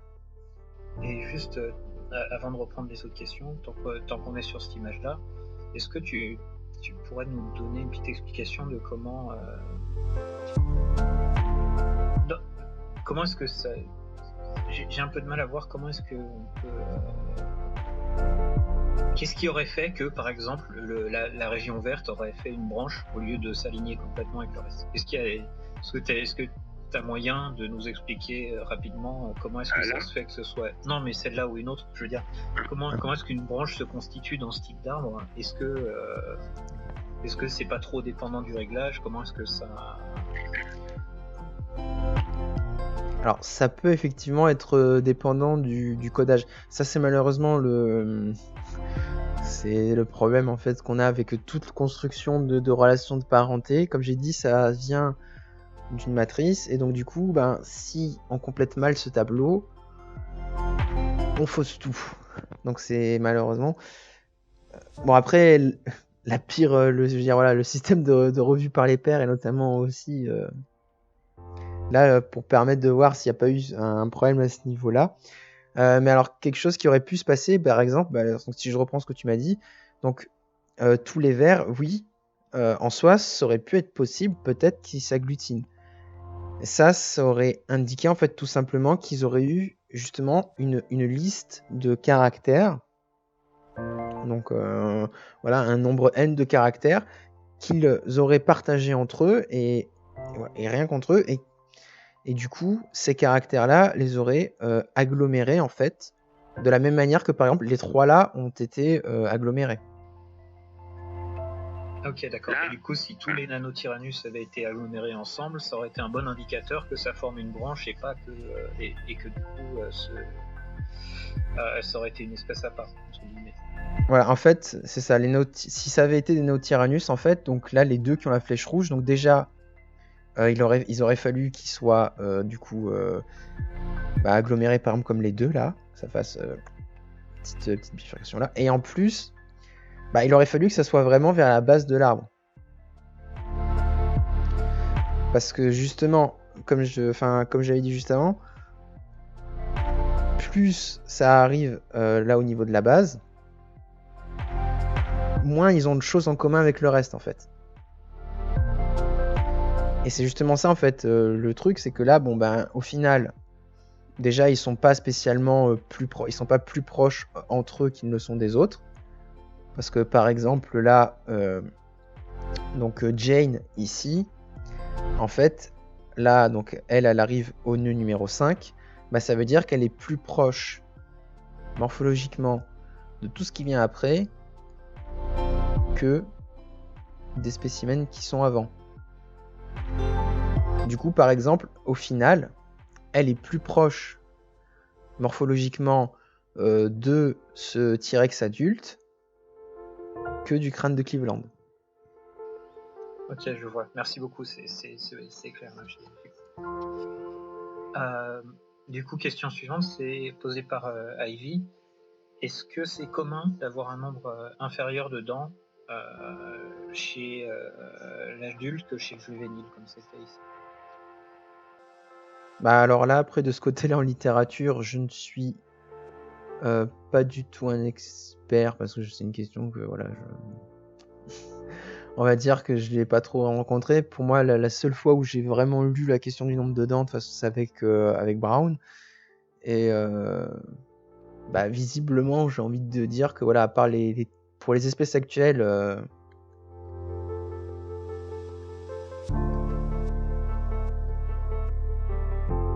encore une fois, donc voilà, donc les lézards, bah, les adultes, non, ils ont plus de dents que les juvéniles apparemment, enfin, vraiment en tendance majeure. Alors après, je sais que chez les crocodiles, il y a des travaux, mais qui sont vieux. Je parle de travaux des années 60, 70. Les conclusions, c'était que pour plusieurs espèces de crocodiles, il y avait un nombre de dents moins élevé chez l'adulte que chez le juvénile. Cependant, les chercheurs à l'époque, comme ils avaient conclué ça avec un nombre d'individus qui était peu élevé, ils étaient pas sûrs d'eux. Et le problème, c'est que depuis, personne ne s'est réintéressé à ça. Du coup, déjà la tendance crocodilienne, je la connais pas. Je peux juste parler avec le résultat là de Brown. Bon, pour Alligator d'Amérique et le crocodile marin, parce que voilà, bon, c'est 2015, c'est une revue qui a été récente et ils se sont fait plaisir et ils avaient vraiment beaucoup de spécimens. Donc, de ce côté-là, pour ces deux-là, ça devrait aller. Après, la question effectivement se pose et ça serait intéressant et bah, j'espère que quelqu'un publiera justement pour les autres espèces de crocodiles, histoire qu'on en sache un peu plus. Après, en attendant, pour T-Rex, bon, le fait qu'il y aurait eu cette réduction, encore une fois, alors c'est surprenant, mais après, c'est un animal qui, encore une fois, a l'air d'avoir une croissance qui est particulière par rapport à ses autres cousins tyrannosauridés. En plus de ça, donc il a un changement qui a l'air d'être assez drastique en termes de régime. Donc voilà, il passe d'une mâchoire qui va être capable, qui va être capable, oui, certainement de casser des bouts d'os, ou au moins de laisser des traces où il va faire des perforations dans les os, parce que ça en a des traces, par rapport à des juvéniles qui vont juste laisser des éraflures sur les os. Donc après, en soi, justement, donc passer de dents qui sont plutôt fines, après il y a des dents qui sont massives et robustes.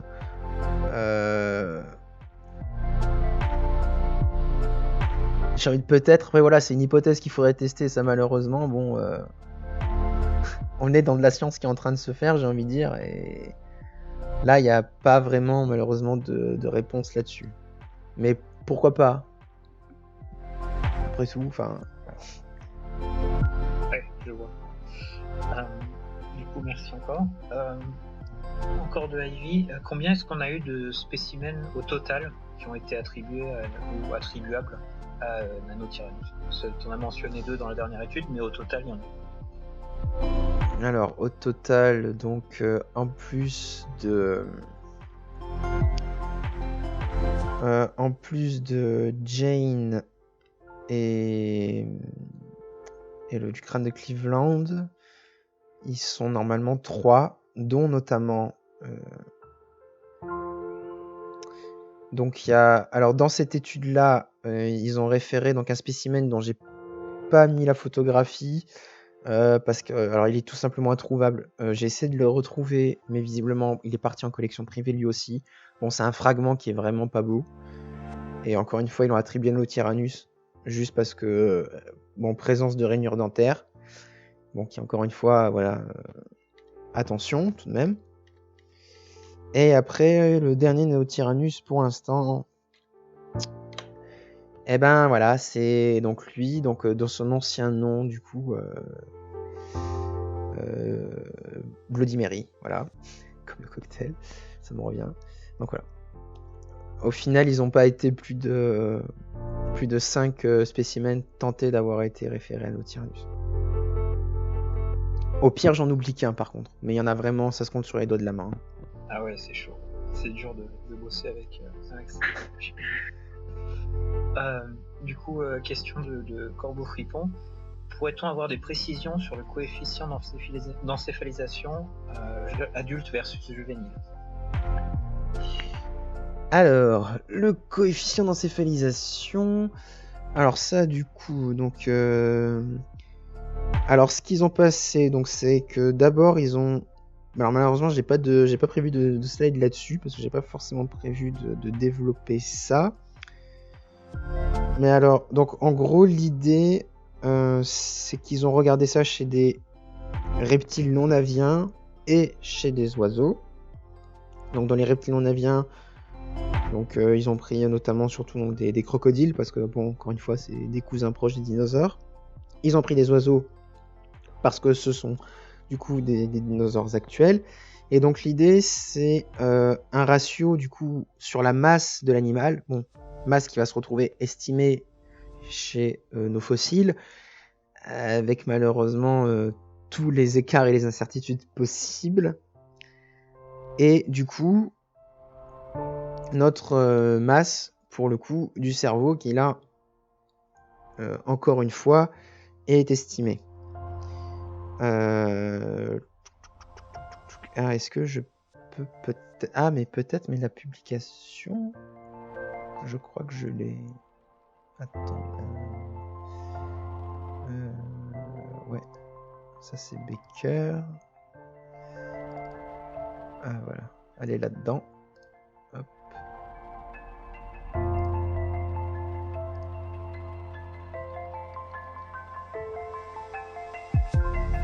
Alors...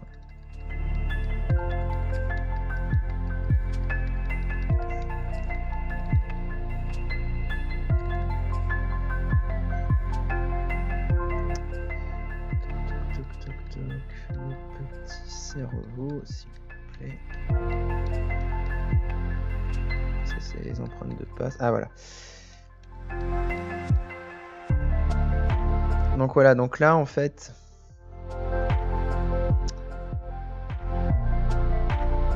Donc là, voilà, c'est ce que je disais. Donc là, par exemple, donc là, ils ont tenté de voir donc les tendances si c'était différent. Donc, en l'occurrence, les oiseaux et les reptiles non aviens. Donc, ce sont des tendances qui sont différentes. Du coup, bon ben, nos dinosaures étant des reptiles non aviens, puisque ce ne sont pas des oiseaux. Donc, ils ont été regardés par rapport du coup à ce groupe-là, et notamment dans ce groupe-là avec les animaux actuels. Encore une fois, comme ce sont des actuels, on a pu faire ces ratios sur des juvéniles et des adultes. Et Nanotyrannus, alors il me semble pas qu'il avait montré dans un graphique, ils en parlent seulement dans le texte, après ils ont des tableaux. Non, ils n'ont pas fait de graphique. Mais en fait, du coup, notre Nanotyrannus, il est tombé en termes, du coup, son coefficient d'encéphalisation, il est tombé dans la catégorie des reptiles non aviens juvéniles. Voilà. Malheureusement, bon là après, plus de détails, bon à part rentrer dans les détails même de l'article sur leurs différents calculs, là je vois pas vraiment ce que je peux faire avec cette publication. Mais donc en gros voilà, de toute façon, si on avait des méthodes pour affiner nos estimations de masse chez nos dinosaures fossiles, peut-être que ça changerait des choses. Mais bon, encore une fois, voilà, faudrait-il avoir des résultats. Ouais, je vois. En tout cas, ouais, dis donc, la taille du papier là, ça fait peur, je viens de voir. Ouais, alors en fait, ça c'est un Ça, c'est une compilation, l'ASPDF, c'est une compilation de publications qui a été formée sous la forme d'un bouquin, en fait. C'est pour ça que c'est énorme. En fait, c'est des papiers qui s'enchaînent. Et ça avait été fait notamment a posteriori en lien avec un congrès spécial sur les tyrannosaures et notamment la question de nos tyrannus. Ok, d'accord, je vois c'est ça. Voilà. C'était un peu impressionnant. Question suivante, de Ivy encore. Par rapport à la croissance, il y a le même type de courbe que le T-Rex, avec une importante évolution chez d'autres grands dinos, comme par exemple le Spinosaure ou l'Argentinosaure. Est-ce que tu vois aussi ce type de courbe un peu particulière pour la croissance? Alors, chez les sauropodes comme Argentinosaurus, donc petits pieds, les longs coups, tout ça, ou le brachiosaure de Jurassic Park, non, j'ai pas de souvenir de courbe de croissance. Bon, alors après, c'est pas les dinosaures vers lesquels je me documente vraiment. Pour Spinosaurus, ça n'a tout simplement pas été fait. En revanche, pour d'autres dinosaures carnivores, on en a. D'ailleurs, je pourrais poster un truc là-dessus sur le Vortex parce que j'avais fait un petit truc, un petit paragraphe de Vulga sur cette question. Donc j'ai parlé de l'allosaure tout à l'heure. Donc faut savoir que les dinosaures, en fait, comme l'allosaure, eux justement, ils ont une stratégie pour devenir l'allosaure et ses cousins, comme par exemple Giganotosaurus, que on découvrira tous peut-être dans Jurassic World 3. Donc Giganotosaurus, c'est un animal qui est aussi, voire un peu plus grand que T-Rex, pour vous dire, mais qui ressemble plus à un allosaure. Alors eux, pour atteindre ces tailles-là, c'est pas comme les tyrannosauridés. Les tyrannosauridés, généralement, justement, voilà, il y a ce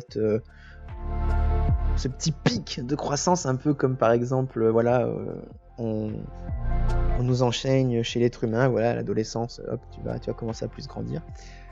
Non, alors justement, en fait, ce qui se passe, c'est que chez Allosaure et Giganotosaurus et certains de leurs cousins, en fait, la période de croissance est plus longue que chez les tyrannosauridés. Voilà, la courbe, du coup, effectivement, n'a pas... Donc là, voilà, chez... La courbe, du coup, elle est plutôt... Elle serait plutôt... Mince, j'ai pas un truc pour dessiner. Mais en gros, ça serait plutôt...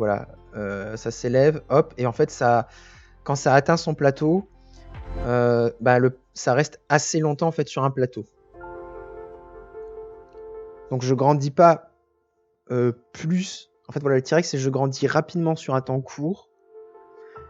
Alors que les autres, c'est je grandis pas forcément autant que les T-Rex, mais par contre, ma période de croissance, elle est plus longue. Et en fait, en restant plus longue, je continue de grandir quand même. Donc on a deux stratégies de croissance différentes chez les dinosaures carnivores géants. Et du coup, corollaire à ça, est-ce que pour le coup, ce type de courbe de croissance, tu le retrouverais pas du coup plus chez les espèces qui occupent une niche écologique particulière pendant leur adolescence?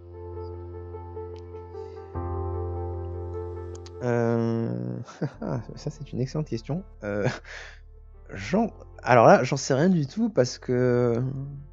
Alors après, le truc, c'est que en termes par contre, de niche, Giganotosaurus, par exemple, ou Allosaurus, ils ont en fait ils vivaient ni au même endroit ni à la même époque que le T-Rex, par exemple, ou les autres tyrannosauridés, mais ils avaient la même place en fait. C'était eux les prédateurs au sommet.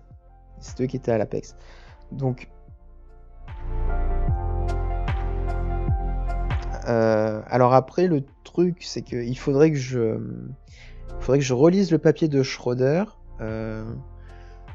Je crois pas avoir souvenir dans leurs données supplémentaires qu'ils avaient mis des écosystèmes avec des allosauridés ou des allosauroïdes, donc avec des Giganotosaurus et consorts. Je crois pas en avoir souvenir. Enfin, merci déjà pour ta réponse. C'est pas besoin de... Je regarderai, du coup. C'est pas grave si c'est pas tout fou non plus, mais c'est Oui, super non, mais aussi impressionnant. peut-être qu'elle a la réponse dans son papier en fait. Je fais rien. Ok. Question suivante de Metalaz. Est-ce que c'est possible d'estimer la population d'un dinosaure? Si oui, sur quel élément est-ce qu'on peut se baser? Malheureusement, là, la réponse est. Enfin, je suis obligé de dire non parce que la fossilisation, c'est un processus qui est rare. Et par conséquent, en final, c'est pas que on arrive à avoir au final comme fossile qu'on étudie et sur lequel après on peut faire des inférences, ou on voudrait faire des inférences de ce type, tout ce qui se conserve. En fait, c'est pire que ça, puisque ce qu'on étudie, enfin ce qui est étudié et publié par les chercheurs, ce n'est que la fraction qui a été retrouvée parmi ce qui s'est conservé. Donc c'est une petite partie d'un ensemble déjà petit par rapport à l'ensemble de base qui était vivant il y a des millions d'années. Voilà. Donc non, on n'estime pas vraiment. Et en fait, c'est ça le truc, c'est que de toute façon, il suffirait ne serait-ce que, par exemple, d'un fossile retrouvé qui pourrait complètement chambouler les estimations paléoécologiques qui ont été faites. Bon, malheureusement, ça c'est un peu, c'est une utopie. Je pense que les paléontologues ont dû en rêver. Mais malheureusement, c'est pas. Voilà. Il y a des choses que d'autres chercheurs peuvent. Voilà, c'est en écologie, je pense qu'ils sont largement capables de répondre à cette question, mais voilà, nous ça craint un peu. Enfin, j'ai envie de dire que, comme je l'ai dit, on se retrouve. Et c'est pas la seule, mais bon, on se retrouve avec des études où en échantillon, on peut fréquemment avoir 5 individus ou moins, quoi, selon les trucs. Ça craint un peu. Ouais, c'est compliqué, mais ouais, déjà tout ce qui est possible de comprendre à partir de ce nombre d'individus, c'est super impressionnant. Hein. C'est pas... Je veux dire, quand on voit, ne serait-ce que ce graphe-là que tu montres, c'est quand même super beau d'arriver à faire à générer autant de connaissances à partir de ce nombre d'individus. En plus, ça, c'est un truc, c'est beaucoup d'années de travail. Ce papier, ça a été. C'est pas loin de 20 années d'études en laboratoire, hein, celui-là par exemple. Question d'Ivy encore. Retrouve-t-on souvent, entre guillemets, des juvéniles de dinosaures?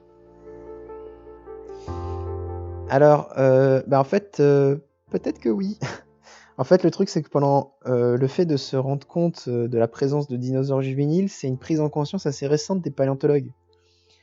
Parce que pendant des années, de toute façon, la paléontologie, la définition d'espèce, c'était celle de l'espèce dite morphologique. Donc, il faut trouver morphologiquement ce qui est différent. Comme je l'ai un peu plus ou moins expliqué au cours de la présentation, les juvéniles, et ça se voit de toute façon avec des animaux actuels, on peut avoir des caractères qui sont différents chez les jeunes des adultes. Donc, ce qui s'est passé au début de la paléontologie, très souvent, c'était que, en fait, on trouvait un juvénile d'une espèce, mais à l'époque, comme on n'avait pas vraiment cette prise de conscience, on voyait que c'était différent morphologiquement, du coup, on se disait, tiens, hop, c'est une nouvelle espèce. Et au final, et c'est là au bout d'un moment, il y a certains paléontologues se sont dit, c'est quand même bizarre parce que dans les mêmes couches géologiques, donc au même niveau géologique, hein, même plus précisément, donc c'est-à-dire que les animaux qui vivaient au même endroit au même moment, on a tout plein d'espèces différentes qui sont proches. Hein. Ils sont proches, mais ils sont différents. Et l'espèce A, c'est que des individus qui sont petits. L'espèce B, c'est que des individus qui sont grands. Alors après, ils regardent un petit peu plus en détail. Tu sais quoi, j'ai fait un peu d'histologie osseuse sur les espèces A et B. Il se trouve qu'en fait, tous ceux de l'espèce A, c'est des juvéniles.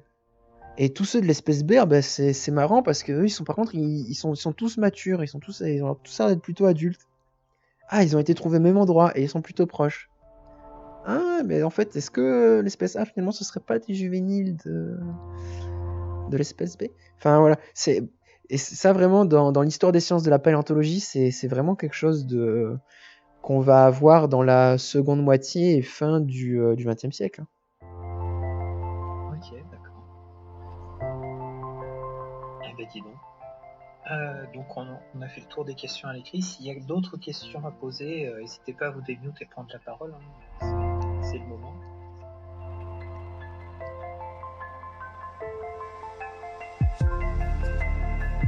Ça n'a pas l'air. Moi j'en aurais une. Pardon, j'avais le micro coupé. Vas-y. Merci d'abord pour la présentation, c'était vraiment super. J'avais entendu parler de cette on va dire, réalisation de beaucoup d'espèces qui étaient parfois des juvéniles ou des immatures d'autres, avec la morphologie qui varie beaucoup, et avec les niches écologiques qui jouent avec. Moi j'avais une petite question par rapport à justement ce nombre de dents qui a l'air de légèrement chuter ou qui présente des fois une asymétrie entre deux parties de la mandibule ou du maxillaire, notamment chez T-Rex, entre les individus juvéniles et adultes. Comment ça fonctionne? Peut-être qu'avec des espèces actuelles type crocodile, on a déjà plus d'infos. Au niveau de la repousse dentaire, est-ce qu'il y a un stock limité dedans? Est-ce que ça repousse tout au long de la vie? Et est-ce qu'il y a des caractéristiques de dents qui peuvent permettre d'indiquer des positions au niveau de la mandibule, ou c'est vraiment que des dents, on va dire, acérées, tranchantes, homogènes, on va dire? Alors, c'est très intéressant tout ça. Il y a beaucoup de choses. Alors, donc pour la question de la symétrie, alors en fait, on a quasiment tout le temps, et d'ailleurs c'est même pas forcément que chez Tyrannosaurus rex, mais c'est Tyrannosaurus rex en l'occurrence, c'est ce qu'on a aussi. Au niveau du dentaire, à la mâchoire inférieure, on a une asymétrie. C'est-à-dire que voilà, il y a forcément un des deux côtés qui va avoir une dent de plus que l'autre. Bon, après c'est une dent, c'est pas terrible.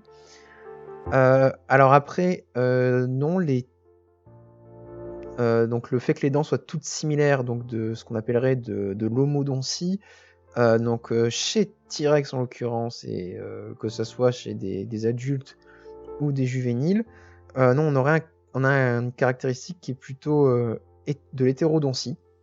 Alors c'est pas comme les mammifères, on a tout plein de types dentaires, mais donc chez T-Rex au moins, donc sur le prémaxillaire, donc là l'os qui est là à l'avant, là ici, là. Je sais pas si j'ai une photo. Ah, voilà. Ah, le beau crâne de Stan. Hop. Donc là, ici, ces dents-là, elles sont dites incisiformes. Alors que, bon, celle-là, elle serait plus dite caniforme. Bon, alors, encore une fois, c'est pas les mammifères, hein. C'est voilà, le type général. Donc chez les adultes et visiblement chez les juvéniles, donc ça c'est le pattern qui ressort. Chez les crocos, alors c'est pas vraiment aussi marqué que malheureusement que chez les tyrannosaures. Comme j'ai dit tout à l'heure, c'est pas suffisamment bien documenté. Et en fait, le gros problème, c'est que, encore une fois, c'est que, ce qui semble se produire chez T-Rex, et que vraiment on ne retrouve même pas chez les espèces actuelles, ou néanmoins ça n'a pas encore été publié, mais vraiment, là, on a des dents qui sont plutôt minces, en fait, notamment sur leur base, alors que là, elles vont devenir vraiment très larges et plutôt circulaires.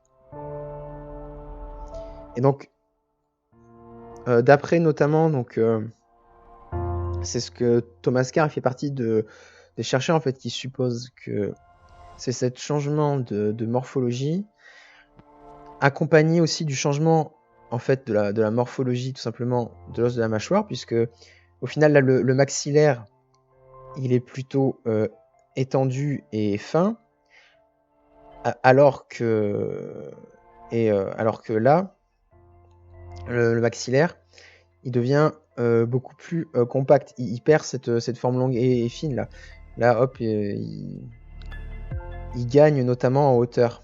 Ils gagnent beaucoup plus par rapport à là. Et donc en fait voilà, donc il y aurait notamment donc, la morphologie dentaire qui va changer avec le maxillaire, qui potentiellement du coup pour expliquer la chute du nombre de dents. Et en fait, et pareil pour du coup là pour le dentaire, où donc le dentaire là aussi chez l'adulte est plus robuste que chez le juvénile, et toujours ce changement de la morphologie dentaire, avec voilà des dents qui deviennent donc à la base circulaires et qui ont gagné en robustesse par rapport du coup à ce qui s'apparente plus à des lames fines chez le juvénile. Je n'ai pas mieux à proposer malheureusement sur là-dessus. Ok, non, je me demandais, vu que pour certaines espèces, il y a des fois un nombre limité de séries dentaires au cours de la vie, est-ce que justement sur des individus plus adultes, on a un nombre qui chute parce que justement il y a une repousse qui commence à se réduire ou pas, mais je n'ai pas l'impression que ça se vérifie chez les reptiles ou les dinosaures. Alors après le rythme pour ce qui est voilà du rythme de chute dentaire, ça s'est étudié. Le truc c'est que j'ai jamais vu d'études qui justement auraient inclus donc nos fameux T-Rex juvéniles comme eux avec des T-Rex adultes. Le taux de remplacement dentaire, T-Rex a déjà été cité. Le problème c'est qu'on est que sur le taux final de l'adulte. Du coup on n'a pas le comparatif juvénile. Enfin du moins le juvénile suggéré potentiel. Mais ça serait intéressant, là ce serait un truc à faire. Ok, bah, merci pour ces éclaircissements.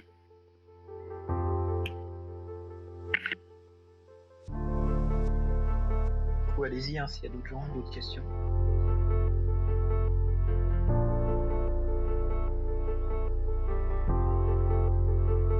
Bon bah écoute, je pense que déjà... ça commence déjà à faire pas mal. Merci beaucoup pour tout ça, hein, c'était super intéressant et ça a clairement intéressé les gens vu le nombre de questions. J'ai plus qu'à te remercier encore une fois et merci à tout le monde d'être venu et d'être resté aussi longtemps. Puis je sais pas si tu veux rester un petit peu pour discuter au bar avec les gens ou... Bah merci, bah oui je vais passer un coup au bar de toute façon. Ben voilà, donc bah, merci à tous. On fait comme ça. Ok. Bah merci encore une fois et puis bonne soirée à tout le monde. Et amusez-vous bien en bas. Voilà. Bonne soirée. Allez. Bonne soirée. Tchuss.